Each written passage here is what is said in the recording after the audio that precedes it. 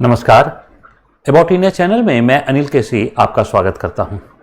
About India channel का वास्तविक उद्देश्य भारत की संस्कृति, भारत की विरासत से आज की युवा पीढ़ी को परिचय कराना है, ताकि वो भारत की संस्कृति के जो अनछुए पहलू हैं उन्हें जान सकें, साथ साथ भारतीय संस्कृति पर गर्व की अनुभूति कर सकें। तो आइए हम लोग जानने का प्रयास करें कि आज की जो श्रृंखला है उस श्रृंखला में हम लोग क्या लेके आए हैं। भारत में पर्व त्यौहार अपने आप में बहुत महत्वपूर्ण होते हैं और पर्व त्योहारों के अंतर्गत बहुत सारे पर्व त्यौहार हैं जिसे हम जानते हैं नाम से, जिसे हम नहीं जानते हैं। कुछ स्थानीय स्तर पर भी पर्व त्यौहार होते हैं जो अपनी काफ़ी महत्ता रखते हैं तथा तार्किक दृष्टिकोण से भी उनका महत्व होता है। ऐसे ही आज एक पर्व की हम लोग चर्चा कर रहे हैं जिसे कहा जाता है राजा परबा। नाम है उसका राजा परबा। तो आइए हम लोग जानने का प्रयास करते हैं कि राजा परबा क्या है।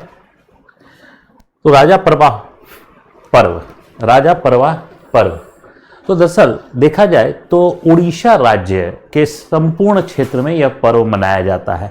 यानी एक भारत के संदर्भ में देखा जाए तो एक स्थानीय जो है वह पर्व है जो उड़ीसा राज्य में है, लेकिन अच्छी बात है कि संपूर्ण उड़ीसा राज्य में मनाई जाती है और ये एक नारीत्व का पर्व है। यानी ध्यान से समझिए, ये एक फेमिनिज्म जो है कहा जाए कि व्यू से इसको जो है वह महत्व दिया जाता है कि एक फेमिनिस्टिक जो है वह फेस्टिवल जो है वह है। अब यह पर्व है क्या, तो हम लोग चर्चा करते हैं। लेकिन यह पर्व जो है प्रतिवर्ष 14 जून से 16 जून के मध्य मनाया जाता है और वास्तव में 14 से 16 जून के मध्य है तो 3 दिवसीय पर्व है। यानी 3 दिनों का पर्व, 14, 15, 16, तो 3 दिवसीय पर्व है।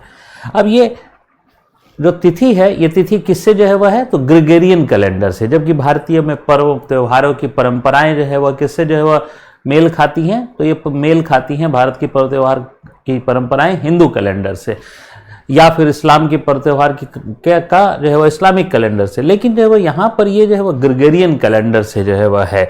जैसे मकर संक्रांति भी जो है वह ग्रेगोरियन कैलेंडर से है, तो उसका कारण है, इनका भी जो है वह कारण है। तो देखिए, राजा परबा के ऊपर जो है वह जो प्रसिद्ध आर्ट है, सैंड आर्ट जो है वह जगन्नाथपुरी का, उसी में जो है राजा परबा पे बनाया गया है ये राजा परबा का। अब देखिए राजा परबा है क्या, तो देखिए उड़ीसा जो है वह राज्य में जो उड़िया भाषा बोली जाती है, उस उड़िया भाषा में रज शब्द का अर्थ होता है मासिक धर्म, यानी मेंसुरल साइकिल जो की बात की जाती है खास करके फीमेल के कंटेक्स्ट में। तो धार्मिक मान्यता है इस पर्व की कि भगवान जगन्नाथ जो उड़ीसा के सबसे प्रसिद्ध जो है वह भगवान हैं, उन भगवान की जो है वह पत्नी जो है वह पृथ्वी है। यानी पृथ्वी इस धरा यानी कि धरती, वो जो है वह उनकी पत्नी का रूप माना जाता है। तो ये धरती माँ, ठीक है, यही। तो दरअसल इस अवधि में यानी 14 से 16 जून के मध्य धरती माता का मासिक धर्म रहता है। यह जो है वह मान्यता है, धार्मिक मान्यता है।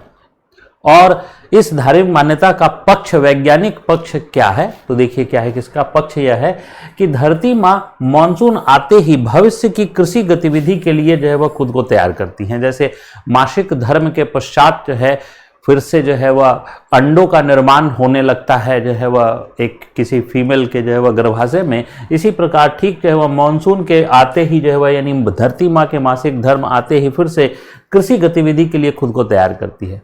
अब देखिए गौर करके, उड़ीसा जो है वह राज्य में मानसून का आगमन की सामान्य तिथि है 12 जून। तो ये ग्रेगोरियन कैलेंडर से जो है वह हम लोगों ने देखा 12 जून है, यानी 12 जून को मानसून स्ट्राइक करती है औसत ये। और जो है वह ये पर्व जो है वह कब मनाया जा रहा है, तो ये पर्व मनाया जा रहा है 14 से 16 जून। इसका मतलब 12 जून को मानसून की पहली बारिश हो गई और पहली बारिश के बाद जो है वह फिर जब मिट्टी गीली है उसी समय जो है वह ये 3 दिनों का पर्व जो है मनाया जाता है पहली वर्षा के पश्चात। तो किसी भी मानसून में पहली वर्षा के बाद कृषि जो है वह नहीं होते हैं, बल्कि उसके कुछ दिनों के पश्चात होते हैं। अब देखिए, इस जो पर्व है 3 दिनों का, इसका पहला दिन जो प्रथम दिन है उसे पाहिली राजा के नाम से जाना जाता है, जबकि दूसरा दिन जो है वह जाना जाता है मिथुन संक्रांति के नाम से। आप लोगों ने मकर संक्रांति का नाम सुना होगा, हालांकि ये हर प्रकार की जितनी राशियां हैं सभी राशियों के नाम से संक्रांति का पर्व जो है वह मनाया जाता है। यानी मिथुन संक्रांति है तो तुला संक्रांति है, कर्क संक्रांति है तो मकर संक्रांति है। हर प्रकार के जो है वह संक्रांति जो है वह होती है। पूरे 12 महीने में 12 जो है वह संक्रांति होते हैं। तो ये जो है वह दूसरा दिन जो है वह मिथुन संक्रांति। तो दरअसल इसी दिन सूर्य परिक्रमण में दरअसल क्या होता है, सूर्य अपने परिक्रमण में मिथुन राशि के प्रभाव में प्रवेश करता है। आइए अब इसको समझने का प्रयास करते हैं कि सूर्य जो है वो परिक्रमण में मिथुन राशि के प्रभाव में प्रवेश करता है। इसको समझने का प्रयास करते हैं। तो देखिए ये जो है वह सन जो है वह दिया हुआ है। एक्चुअल में इसको हम लोग देखें तो ये हमारा सोलर सिस्टम है, केवल सन नहीं है, सोलर सिस्टम है। और ये अलग अलग राशियां हैं, उसके चारों ओर 12 राशियां हैं। तो राशियां क्या होती हैं? राशियां वास्तव में एक प्रकार का कॉन्स्टेलेशन है जिसे हम तारामंडल कहते हैं। तो नक्षत्र और राशि के बारे में एक सेपरेट वीडियो जो है वह हमारे जो है वह चैनल पर उपलब्ध है, जो प्लेलिस्ट है कैलेंडर प्लेलिस्ट, उसमें जो है वह उपलब्ध है। जिनको डिटेल जानकारी चाहिए वहां से देख सकते हैं। तो राशियां जो है वह क्या है, 12 जो है राशियां हैं और ये सोलर सिस्टम से दूर स्थित है। और ये एक्चुअल में क्या है, कॉन्स्टेलेशन यानी तारों का समूह। तो सूर्य जो है वह क्या होता है, अपने गैलेक्सी का परिक्रमण करता है और गैलेक्सी के परिक्रमण के दौरान में ये वेस्ट टू ईस्ट जो है वह परिक्रमण जो है वह होता है। ये वेस्ट टू ईस्ट जो है वो परिक्रमण होता है। तो वेस्ट टू ईस्ट परिक्रमण होता है तो हर एक राशि के प्रभाव में 1 माह तक रहता है, क्योंकि 12 राशियां हैं और ग्रेगोरियन कैलेंडर में 12 माह है। तो हर एक राशि के प्रभाव में 1 जो है वह महीने रहता है। जैसे जो है वह यहाँ पर है ये मकर राशि, तो ध्यान से समझिए ये मकर राशि है और ये सूर्य जो है वह मकर राशि में जो प्रवेश करता है, धनु राशि से मकर राशि में प्रवेश करता है कब, तो 14 जनवरी को। और इसीलिए 14 जनवरी को क्या होता है, मकर संक्रांति मनाई जाती है। जिस दिन प्रवेश किया उसी दिन जो है 14 जनवरी को। अब इसमें एक दिन का आगे पीछे हो सकता है, 14 जनवरी हो कभी कभी, इसीलिए 15 जनवरी को भी जो है वह मकर संक्रांति मनाई जाती है। कभी कभी जो है वो ऐसा इसलिए कि 365 दिन होते हैं, उसमें से जो 6 घंटे का अंतर होता है वो 6 घंटे का अंतर किसी किसी वर्ष में गणना में भिन्नता ला देता है। तो देखिए यहाँ पर 14 जनवरी को जो है वह क्या है, यहाँ पर हम लोग देख रहे हैं मकर संक्रांति। तो यहाँ पर जो है वह 14 अप्रैल को जो है वह फिर से दूसरे जो है वह राशि के जो है वह में प्रभाव में चला आएगा, फिर तीसरे, फिर जो है चौथे, फिर 5वें। और ये है जेमिनी यानी कि मिथुन। तो देखिए जनवरी, फरवरी, मार्च, अप्रैल, मई और मई के बाद जून।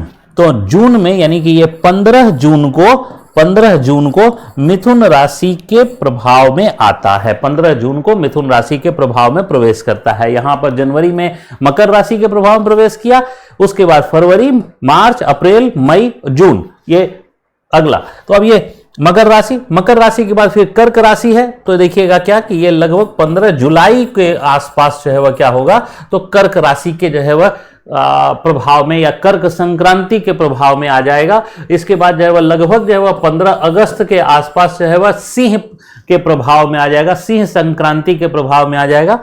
इस प्रकार से जो है वह ये परिक्रमण होता है। तो 15 जून को मिथुन के संक्रांति जो है वह मनाई जाती है। इसी कारण यह मिथुन राशि के प्रभाव में आ जाता है, मिथुन संक्रांति मनाई जाती है। अब इसके बाद जो है साथ साथ देखिए तीसरा जो दिन होता है, मैंने कहा था 3 दिनों का पर्व है। तो प्रथम दिन पाहिली राजा, दूसरा दिन मिथुन संक्रांति और तीसरा दिन जो है वह होता है भूदाब या बसी राजा। तो ये जो 3 दिन होती है, ये 3 दिन जो है वह पूरे जो है वह उड़ीसा में जो है वह पारंपरिक रूप से, अब निश्चित है कि हर एक पर्व त्यौहार के मनाए जाने के तरीके आदि में बदलाव आ गए हैं, लेकिन पारंपरिक रूप से जो है वह 3 दिन तक महिलाएं जो है वह कार्य नहीं करती हैं। क्यों? क्योंकि मान्यता है कि धरती माँ के साथ वो भी मासिक धर्म में है, इसलिए महिलाएं जो है वह कार्य नहीं करती हैं 3 दिनों तक। 3 दिनों तक उनका अवकाश है किसी भी कार्य से। ये अब देखिए क्या है, अंतिम जो है वह चौथे दिन। अब चौथे दिन जो है वह क्या होता है, तो बासुमती स्नान या भूदेवी का औपचारिक स्नान कहा जाता है। तो चौथे दिन बासुमती स्नान कराया जाता है। और उसके दिन जो है वह होता क्या है, तो दरअसल उड़ीसा राज्य में महिलाएं इस दिन क्या करती हैं कि भूमि के प्रतीक के रूप में किसी पत्थर को, एक बड़ा सा पत्थर 2 फीट, 3 फीट, 4 फीट का, अलग अलग क्षेत्रों में अलग अलग, उस पत्थर को क्या करती हैं, हल्दी का लेप लगाती हैं और हल्दी का पूरा लेप लगाकर फिर उनका स्नान कराती हैं।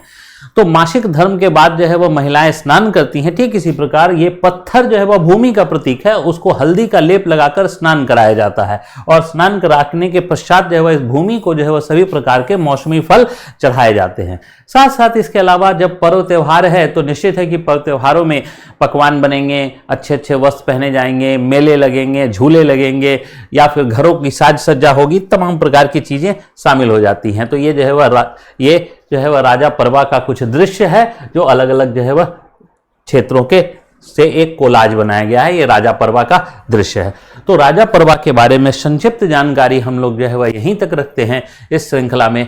फिर हम लोग मिलेंगे किसी नवीन श्रृंखला में। तब तक के लिए मैं अनिल केसी आपका धन्यवाद करता हूं।